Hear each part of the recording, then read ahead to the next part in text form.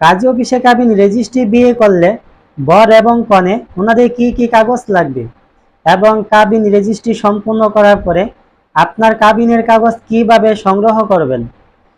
কাজী অফিসে কাবিন রেজিস্ট্রি বিয়ে করতে গেলে ছেলে এবং মেয়ে ওনাদের দুইজনের এনআইডি কার্ড লাগবে। যদি এনআইডি কার্ড না হয়ে থাকে তাহলে জন্ম নিবন্ধন লাগবে।